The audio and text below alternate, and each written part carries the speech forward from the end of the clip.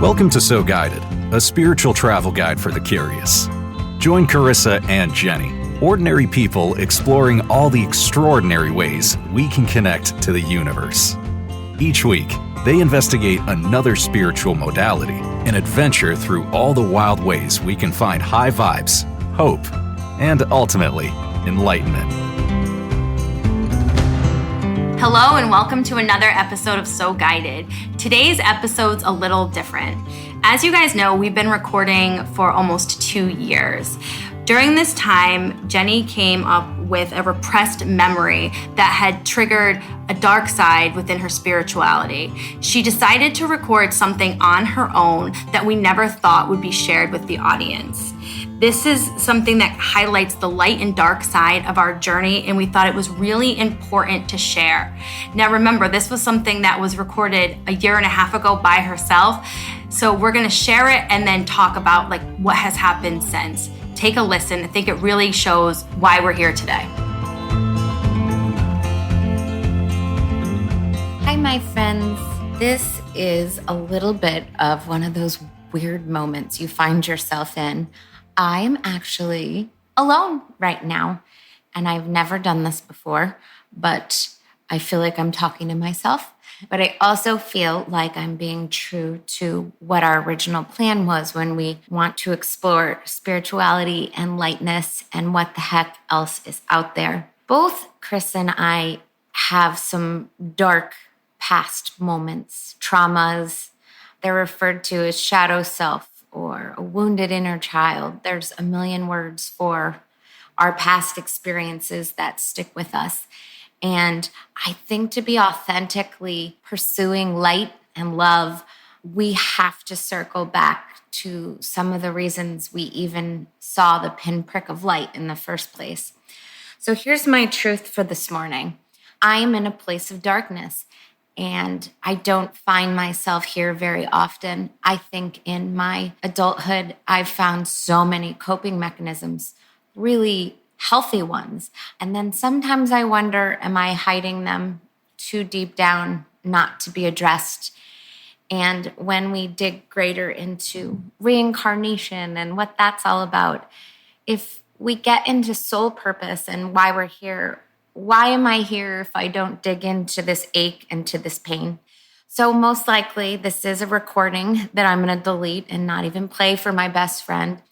But in case it should be out there, because I do feel that there's so much hurt, pain, and loneliness felt in this world, I must tell you this story, even if it goes nowhere.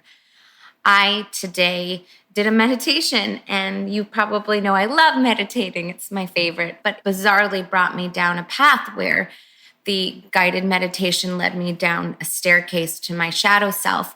This is not a term I know, and I promise to explore it further now.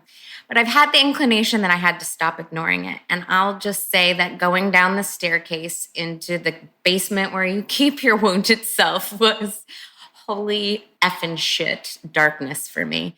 So much so that I just used to refer to it as the darkness for as long as I could remember.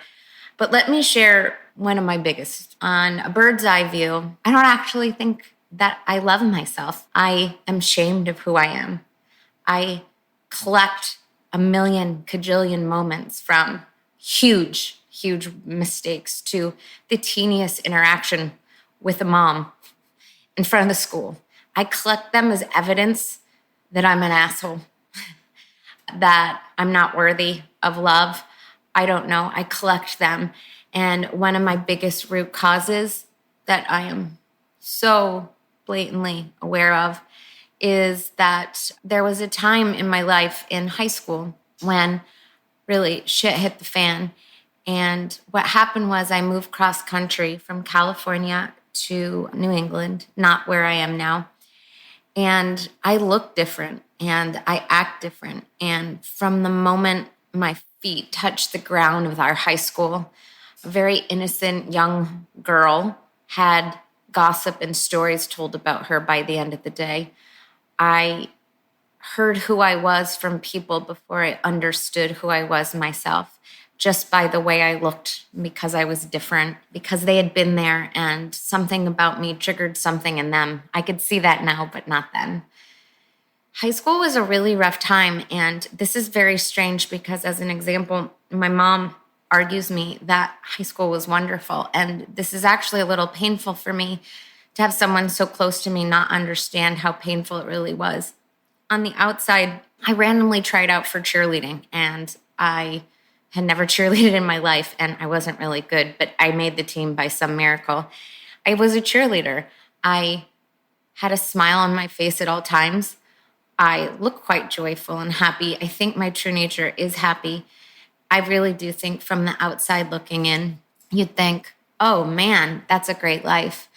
But people continued to talk about me, and I would do nothing. And it's funny because sexuality-wise, I actually was really young to come around. I mean, even, sorry, TMI, my period came at like 16 and a half. Like, I'm a late bloomer. So for me, while I searched from love from the moment I was born, sexuality and that side of things was not something I was interested in.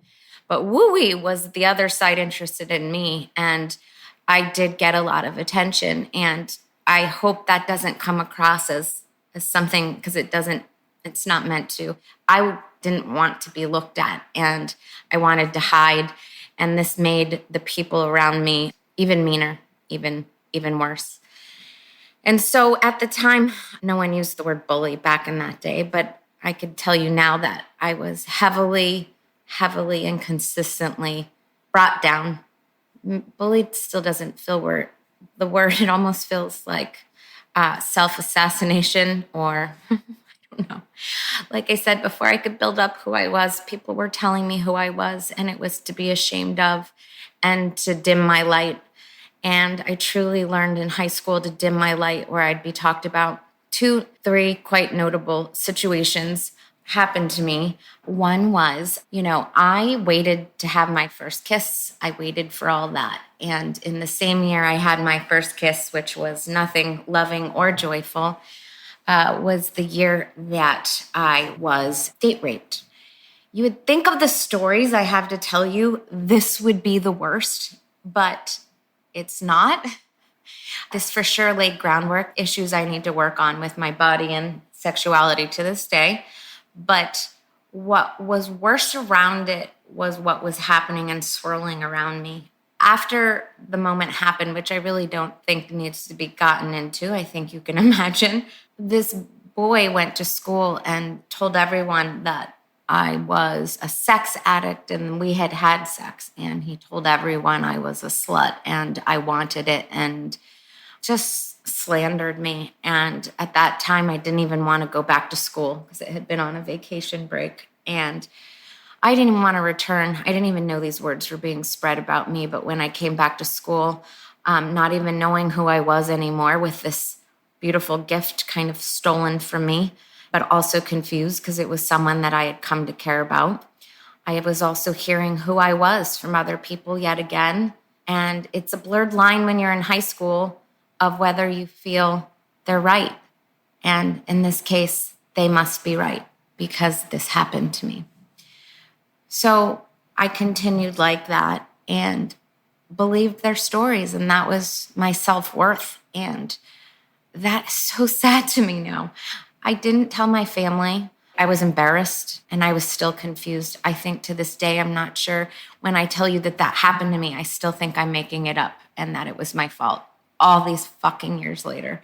Anyways, like I said, the root of what happened was even worse. And that was that one day, a couple weeks after I was dealing with the trauma, what I'd experienced, a group of really beautiful high schoolers surrounded me in the parking lot who I didn't know. And there was a shame circle, and they surrounded me and told me who they thought I was. And I think to this day, I hear the words, and I actually can see their faces, and God, that is probably one of the truly worst moments of my life. I hear their voices when, as a grown-up, I walk into my children's school for a community event where I should be supporting my children. And I'm triggered by parents and people around me for who is thinking I'm horrible and shameful. It's never left me. And what's so crazy, if you know me, I seem social. I have another business where I have to put myself out in the world. I look so outward facing, but if you knew, like, I don't let people into my life, and I actually don't have like a close-knit circle because it hurts to let people in. There's so many repercussions to this. I can't even begin. But that shadow self is screaming at me today, screaming at me. One more follow-up is that I continued to deal with that. And occasionally I'd get a call from a party I was invited to or not and told that I didn't belong in their town and that nobody wanted me. This is kind of the theme of high school, and it's such a dichotomy. As I said, if you saw from the outside, it looked all hunky-dory. But inside, I was in complete and utter darkness. Later, I'd come to terms with the rape. But I realize now I really haven't delved into the deeper one, which was letting other people who had their own stuff that I send love to and light to now to this moment. They probably had their own insecurities and something in me triggered something in them. But I really don't know how to deal with this. And oh my gosh, TMI, am I going to delete this recording? Probably. But in pursuit of truth, in pursuit of light, I would hope that of all of these stories and these silly moments that Chris and I share, that one of these, whether it is meditation, Akashic records, intuition, whatever episode cracks a light in you, where if you feel lonely, if you feel guilt and shame, if you feel what I feel, or actually, yay you if you feel none of it, but one of them cracks open light in you to explore more, good God, we're doing the right thing. And that is it. Like literally, if one person feels that. Secondly, if there's anyone who finds themselves at 16, 26, 36, 46, 66, and you're still feeling the wounded self that was hurt and achy, I am with you. You are not alone. And I believe that the reason we're exploring, the reason you're tuning in, the reason I'm sharing this very embarrassing moment is so that we could go on this journey together and find the answers. Because despite all of this, I believe in light and love.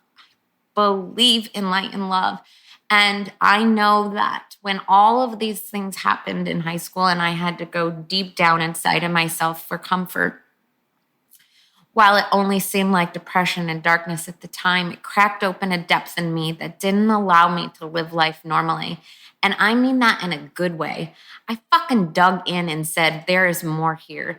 And it's not about talking about who won sports and shooting the shit and having a beer after school or with the people in town. No, it's about deeper connections. It's about exploring everything we're exploring. And that's why I'm doing this. And as we talk about all this fun and light and lovely stuff and healing, that's my origin story. It's one of a few traumas, but it's the biggest, and it felt right to share today. So I hope I have the balls to play this, and if I do, I hope you feel love and light, and we can say, hey, you're pretty cool, and I forgive myself together today.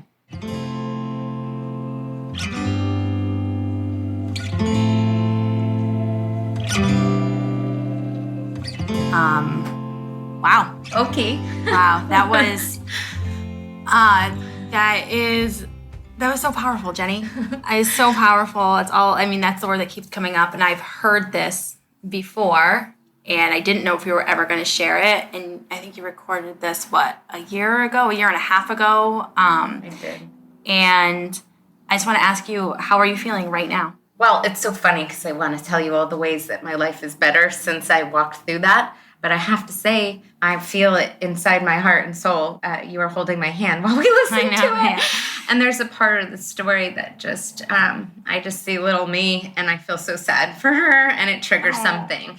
So at this exact moment, I'm feeling more emotional than I thought I would, but it feels right to share. And we have to send love to little Jenny, to young Jenny, who was so impacted. Your whole life and soul have been impacted by those moments. And I feel like it is just so brave to share that. And if we do get deeper and we do share things, and I feel like that's part of the reason we're on this journey and that you've come to growth because of acknowledging this. And I just want to share with like our friends and our listeners is that you and I were on a run. Right. And we were doing our weekly talks and our weekly runs and our woo-woos and sharing and just, talking about how we're believing in the universe and we're in all the happy stuff and we were in weird spots. And then one day you just out of the blue shared this with me. I had no idea this had ever happened to you. And it was something that just, I feel like was all of a sudden ready to come out. Yeah. And again, I just want to kind of put it on you. And then, you fast forward a little bit and then you did this recording by yourself, one day and you're like, I just did this recording.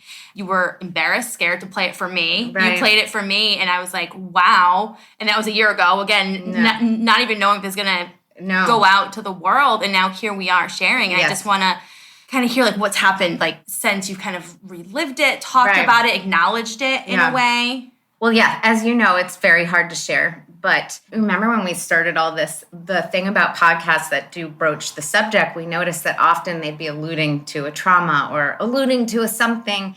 And we'd always be like, but what is that something? Yes. And so we made a pinky swear when we started that we would never stop at an allusion to something. Right, yes. We were always going to say it. Yep. I think in this whole arc of the year of recording, we often get into, your current grief and we haven't touched on it. And I think that in order to be authentic, our friends need to hear where my darkness is coming from. But one of my biggest things about it that I will say is, in the whole journey of spirituality, it is so important to know that it isn't all unicorns and rainbows. Yes. And in order for us to dig deep, we're going to have to release some things and we're going to have to face some things. And I think that's kind of what I'm getting at is not even my exact story, but to be here talking to you today, I couldn't. To be spiritually inclined or in tuned or on this journey, couldn't do it if I didn't face this. What I think happened is, and this is an interesting part of the story, as I shared, I was raped and I considered that my lifelong trauma. I've gone to therapy for that. This is an issue I've worked through. I will the rest of my life, but it's certainly something in a healthy way, if you can call it that, I acknowledged it and worked through it. What's really curious about this journey is this story that I'm telling today with the shame circle, I knew it happened, but I hadn't processed it as my deepest, darkest part of my life. Yes. And what's wild that I uncovered on this day in our journey is, holy crap, this other experience around that. We both have goosebumps right now. Because this is a real life epiphany. Sometimes we think it's one thing and there's an undercurrent that's raging so much deeper. And it makes me emotional. I didn't know, honestly, now in retrospect, how much of my life this dictated. Yes. In so many ways. And you asked, kind of what happened after. There were so many things that happened. I did have a heightened awareness that there's more out there because it isolated me. I had to go crazy dark at the time. I was isolated. I had a sense of differentness from the world. I self-medicated. Yep. I'll be honest, the time that I processed this the most wasn't actually in high school. It was in college, was when really this kicked up and not being able to deal with it. And I drank and abused and got lost in self-medicating. I gave up sometimes. Yeah. I had suicidal thoughts sometimes. I definitely adopted the feeling that I am different. Yep. I'm weird. I am slutty or sexual in a way that I should totally damper it. I should not shine my effing light. Right. And these things all went boop, boop, boop, boop, down, down, down inside. And that is my mechanism. So in the world, what I ended up presenting to myself, 16-year-old Jenny, was a completely different representation in the world than the Jenny before. Yeah. And surprisingly, the strongest part of it that I needed to acknowledge that my ego, my id, my higher self in this journey said, oh, excuse me, Knock, knock. You have a story you have not acknowledged. Go look at your shadow self. Say hello to shadow self. Also, your dark night of the soul, your darkness is a different undercurrent than what you're acknowledging, Right. and we have to face it. Right. It's obviously that's a traumatizing, the rape is a traumatizing part and of it's your still life. there. But this other part, this shame circle, this way that these people basically told you how to feel about yourself, and it shifted your personality. It changed it changed how you show up in the world. And you didn't even realize that until so many years later, that was actually, and it's funny because you've like told me like things before of like in college you had like a good friend here or there, but you didn't have like a larger circle. No. You've had challenges like trusting people, and like it all can be kind of pinpointed back to and you didn't even necessarily realize that until you had this like epiphany. I know. And the thing is to not separate the importance of the other thing that happened. Actually, it almost is like a snowball effect of the emotion. So a part of it, I think that really, really is one of my true triggers that I can see now is not only did this situation happen with being not choosing to have my virginity taken from me, and then people to have the wrong assessment of me. So now I have this double-edged sword of, if you tell me I have an emotion I don't have, or you tell me I'm something I'm not, this is like something like I could lose it. That's when Scorpio comes out. Even in the smallest like ways, if like even with my husband to this day, if he's like, you're mad right now. And if I'm not actually mad and you tell me I'm mad, I'll effing get mad then. Yeah. But anyway, so weird because it's like, the big things, it's the little things, and also it's all wrapped up together. But what was so important that I never addressed and needed to in spirituality was the tenderness of vulnerability of letting people's opinions create who I was and change who I was. How could I possibly be spiritual if I didn't look at that? Right. So that brings me to such like a seriously hard and beautiful and real part of this journey is I genuinely can't be who I am today if we didn't step into it that day. Right. Couldn't possibly be here.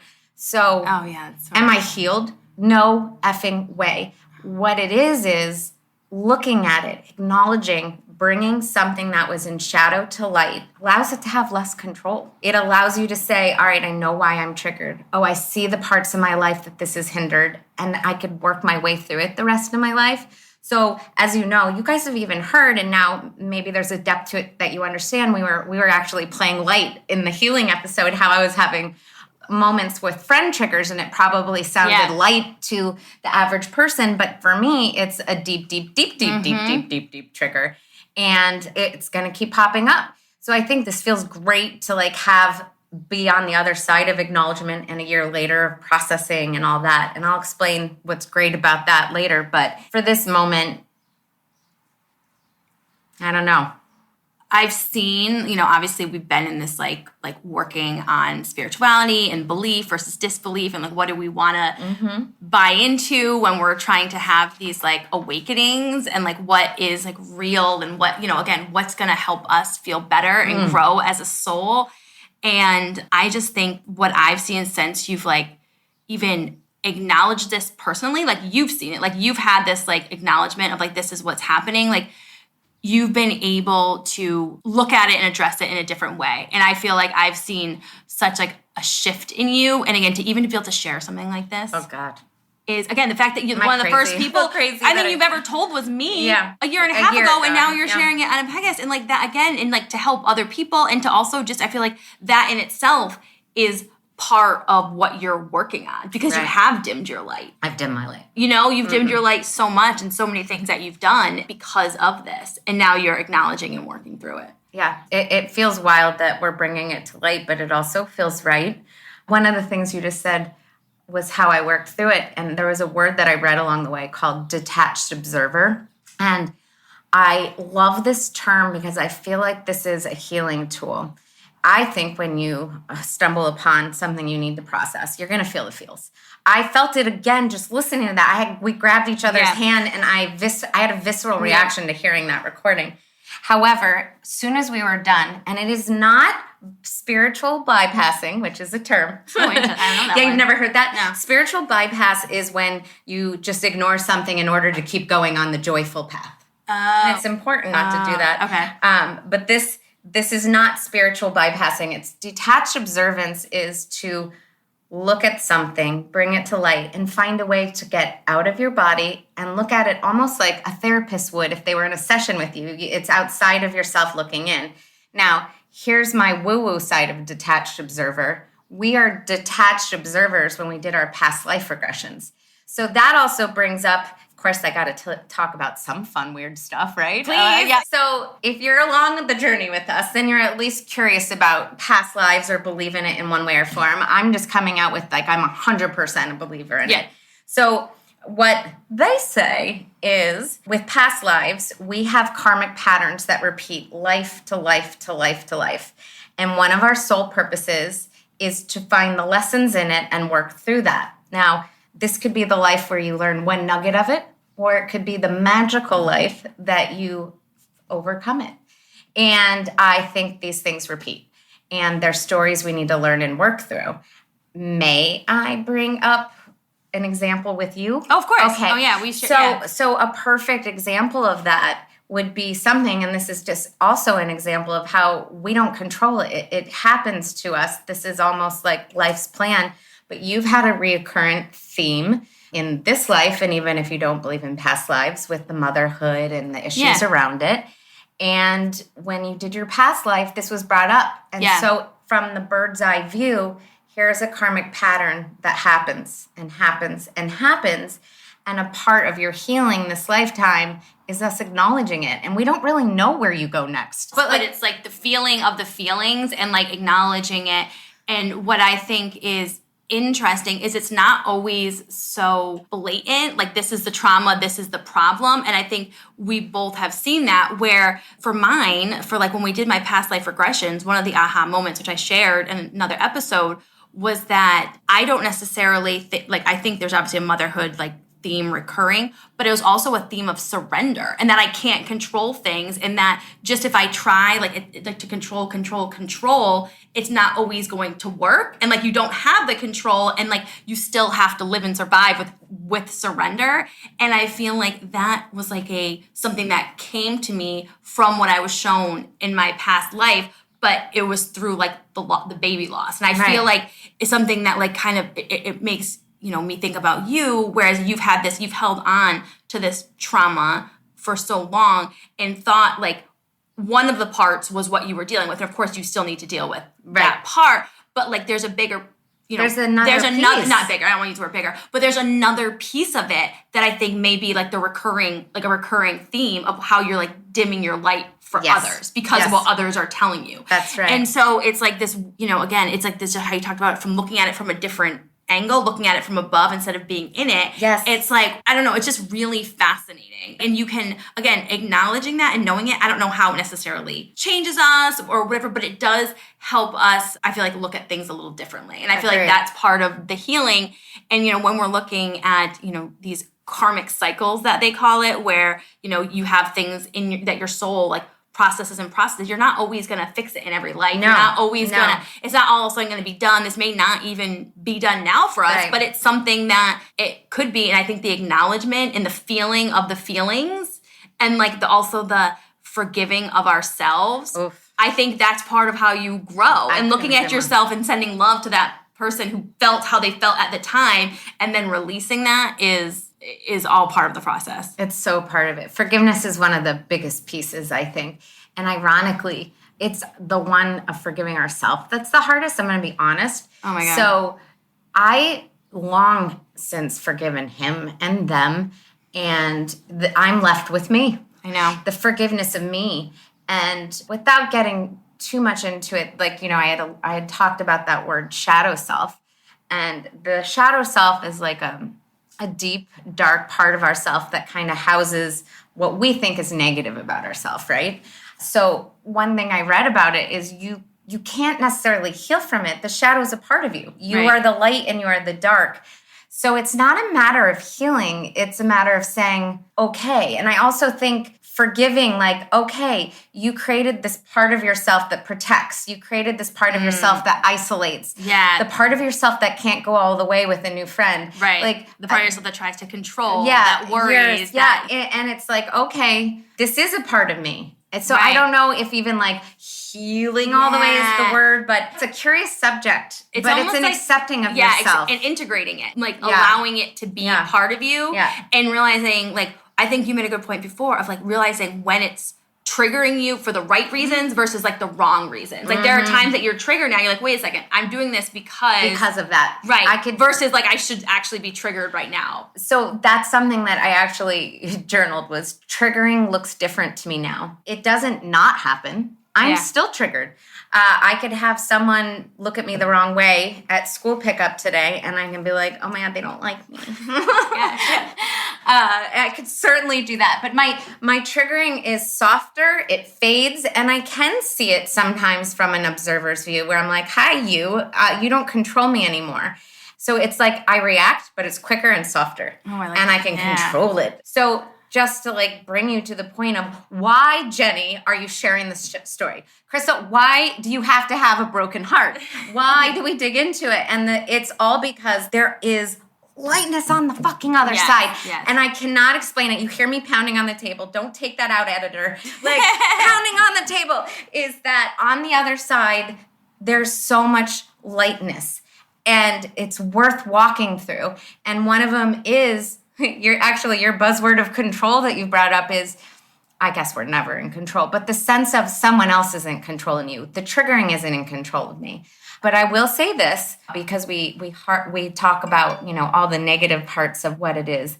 But I'll tell you positive aspects that came out from walking through this horrible thing. I am aware, but not detached. So I'm aware, but not disassociated, if that makes sense. Oh, yeah. So I'm aware of all of these sad things, all of these hard things, but they don't get my heart and soul. I don't have fight or flight anymore. So I'm aware, but I don't have fight or flight. Okay. Like I said, I wouldn't call myself healed, but there's a sense of softer edges, of an ability to handle it versus the victim role. Ooh, that's one. I am not a victim anymore. Holy crap, can I put circles around that? I am not a victim You just anymore. had an epiphany right now. This is like I love it. This is my goosebumps. I have lived holy crap, this makes me... Yay. I have felt the victim my whole life.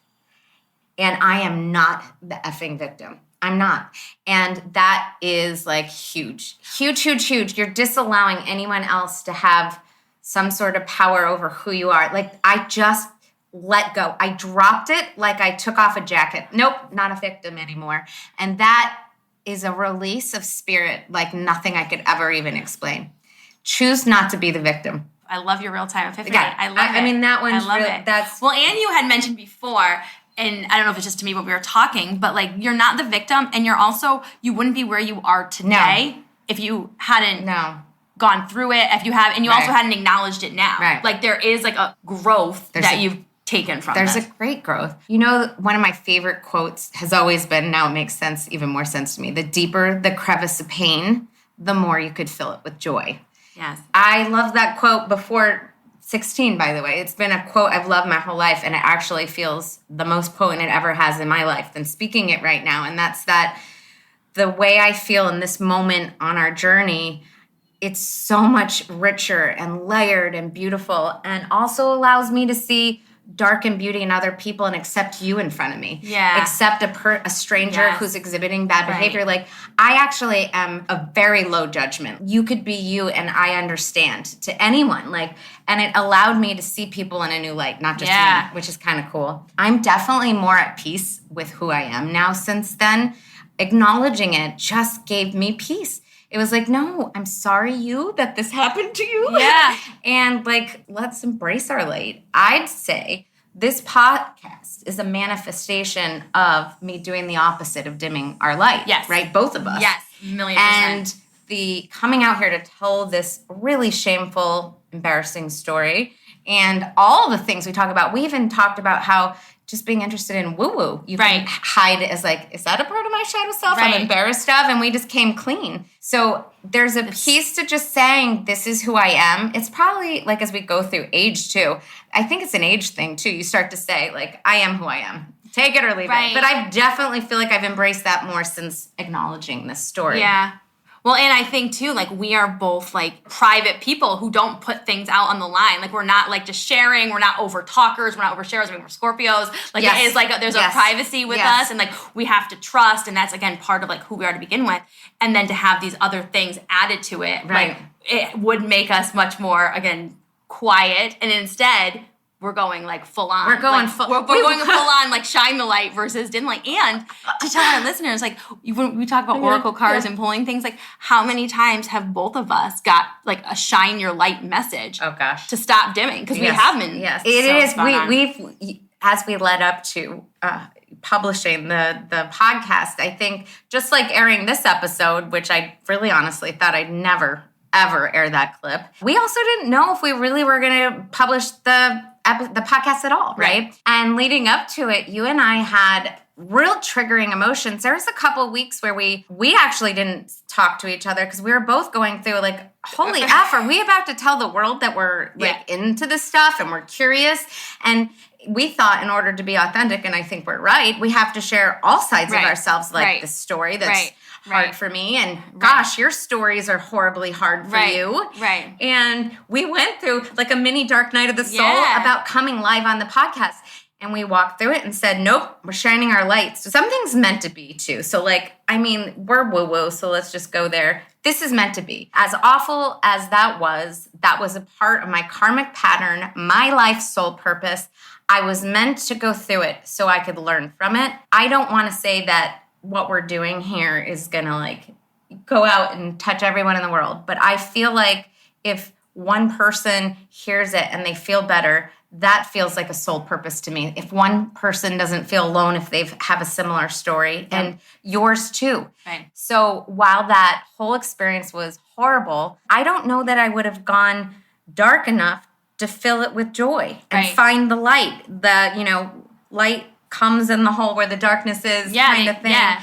So while this was awful, I honor the parts of myself that had traumatic moments because it led me here. It led me to a beautiful awareness.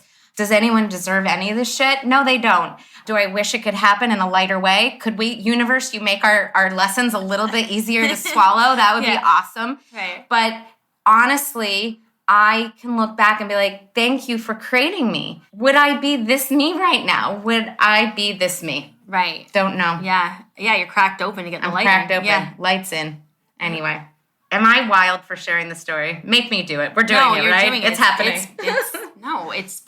It's exactly what we needed to share. It's exactly what has been such a big part of our journey together is that we wouldn't have gone deep. We probably wouldn't even have done any of this stuff or even continued the conversation if there wasn't something like driving us or a darkness that came up. Like there are sometimes in spirituality and when you're starting to have these, I'm putting quote unquote awakenings or like you're starting to look at things differently, there is something that sparks it or a trauma. Right. It doesn't always have to be. Sometimes it's just curiosity. Sometimes it's just like you're ready and that was meant to be. But in many cases, there is something that brings you to your knees. Right. And so you look for more. Right. And you realize that it's like there needs to be something more. There needs to be something else. There needs to be something to believe in or to see. And you start looking at the world differently because you have been cracked open. That's right.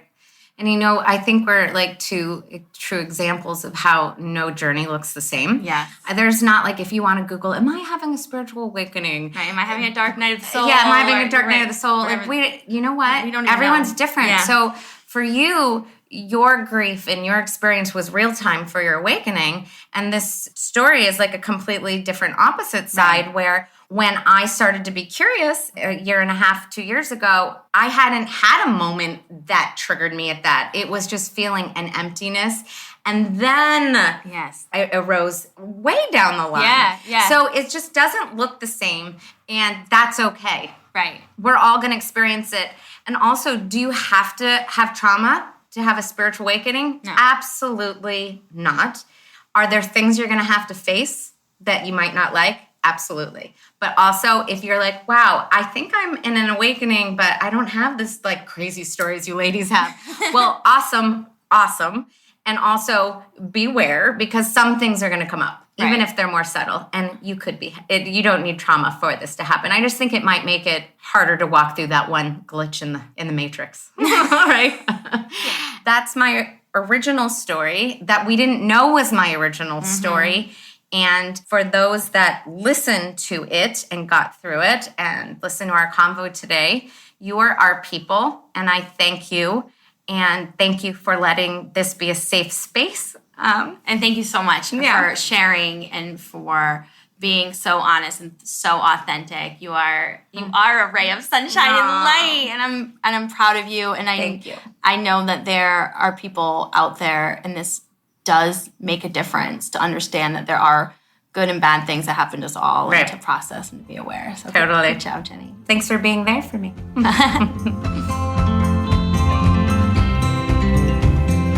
Thank you for listening. We've loved being your spiritual travel guides and hope this made you feel more connected. Please leave a review on Apple Podcasts or your favorite podcast player. Your reviews help us create the guide that you are looking for. We'd also love to hear your stories. You could follow and share your experiences with us on Instagram at So Guided Podcast. Your story might just be our next weekly woo-woo. Join us again next week as we continue to dig deeper into the universe. And remember, stay curious, ask the questions. You are so guided.